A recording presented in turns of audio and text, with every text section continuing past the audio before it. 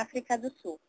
Os europeus chegaram à região em 1487, quando o navegador português Bartolomeu Dias contornou o Cabo da Boa Esperança.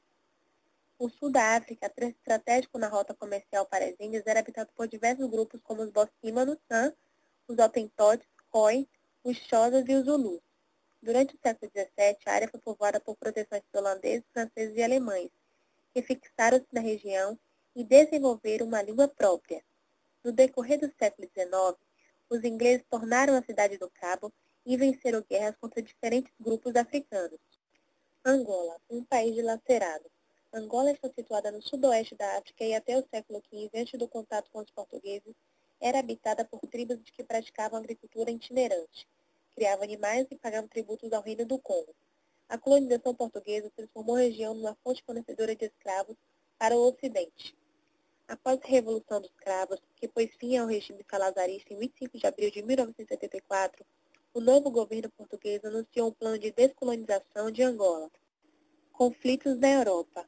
Em certa medida, o nacionalismo separatista alimenta uma espécie de egoísmo social coletivo.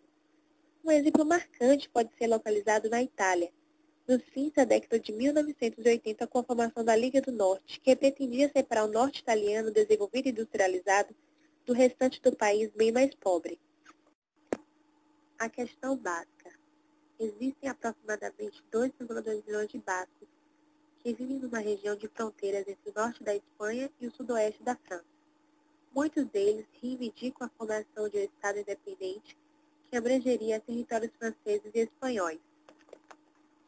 O ETA, Euskadi Tascatasuna, Pátria Basca e Liberdade, um grupo que inicialmente se preocupou em preservar a língua, os costumes e as tradições bascas. Todavia, em 1966, o ETA partiu para a luta armada, visando conquistar um Estado independente. A questão da Irlanda. Durante 300 anos, os anglo-normandos limitaram-se a controlar Dublin e suas cercanias. Após 1494, o rei da Inglaterra optou pela presença direta de um representante e subordinou o parlamento irlandês ao inglês. Em 1916, ocorreu um levantamento republicano em Dublin. Os ingleses esmagaram o movimento, mas era evidente que seu domínio na Irlanda chegava ao fim. Em 1919, surgiu o exército republicano irlandês, a Irish Republic Army, IRA, que passou a utilizar-se da guerrilha e do terrorismo na luta pela independência. Haiti. O Haiti é um dos países mais pobres do mundo, é marcada por sucessivos golpes de Estado e governos autoritários. A ONU e os Estados Unidos impuseram sanções econômicas ao país para forçar a volta de Aristide, que em julho de 93 assinou um pacto com Cedras, em Nova York, prevendo seu retorno ao cargo. Depois de governar até o fim do mandato de 95, Aristide venceu outra eleição em 2000, com 92% dos votos. Desde então, crises políticas e econômicas enfraqueceram sua liderança de maneira irreversível. Em 2002, a situação no Haiti tornou-se insustentável. Bolívia.